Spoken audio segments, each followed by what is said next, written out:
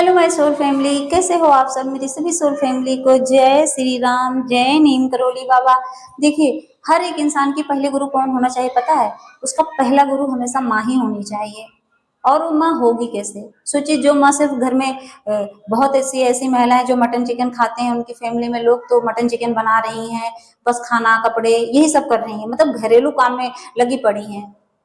लेकिन उनको जब गुरु माँ बनना है ना, उनको पहले गुरु बनना है अगर, तो उनको भक्ति ही पकड़नी पड़ेगी। उसके अलावा कोई रास्ता बचा ही नहीं है, कोई रास्ता नहीं है। अगर आप पहला गुरु बनना चाहती हैं तो आपको भक्ति पकड़नी पड़ेगी, तभी आप अ, उस बच्चे की पहली गुरु बन पाएंगे। गुरु माँ जिसको बोलते हैं, जैसे पहले होता था ना, शिक्षा देने के लिए जब वो आश्रम में जाते थे भक्त लोग सीखने, जैसे कृष्ण भगवान सुदामा गए थे, तो क्या हुआ था, वहां मठ वगैरह में जाते नहीं है, तो क्या होता था, वहाँ धार्मिक विद्याएं सीखी जाती हैं, वहाँ धर्म के गुरु रहते हैं, तो वहाँ पढ़ाए जाते हैं। तो वहाँ एक माँ होती थी, उनको गुरु माँ बोला जाता था। वो बच्चों का खाना पीना हर चीज बनाती थी, देखती थी, देख रेख करती थी।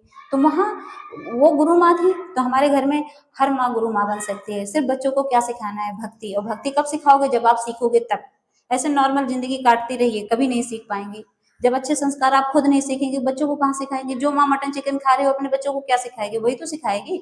और आध्यात्मिक माँ पता है क्या सिखाती है? दया, धर्म, बेजुबानों की सेवा, ये सिखाती है। मेरी मम्मी इतनी स्पिरिचुअल थी कि मैं आज पूरे प्राउड के साथ कहती हूँ, मुझे गर्व है कि मेरी मम्मी मेरी पहली गुरु हैं। थी वो पहली गुरु, अभी इस दुनिया में नहीं है, लेकिन थी। जब तक थी, उन्होंने मुझे अच्छे संस्कार दिए। उन्होंने बताया कि बेटा, क्या अच्छा है क्या बुरा है। अपने पराये में भेद ही खत्म करवा दिया था। बोलती थी कौन सा अपना, वो मेरे सामान उठा के दूसरों बच्चों को देती थी और कहती थी कि जब मैं पूछती थी मम्मी आपने मेरा सामान क्यों दिया, तो कहती थी जैसे तुम मेरी बच्ची वैसे वो मेरी बच्ची। सोचिए, मेरे कपड़े उठा के देती थी तो यही उत्तर रहता था मेरी मम्मी का। मेरे सारे क्वेश्चन खत्म हो जाते थे इस बात के आगे। तो इतना स्पिरिचुअल बनिए। जब आप बनेंगे तभी आप अपने बच्चों की गुरु माँ कहलाएंगे, वरना नहीं कहलाएंगे।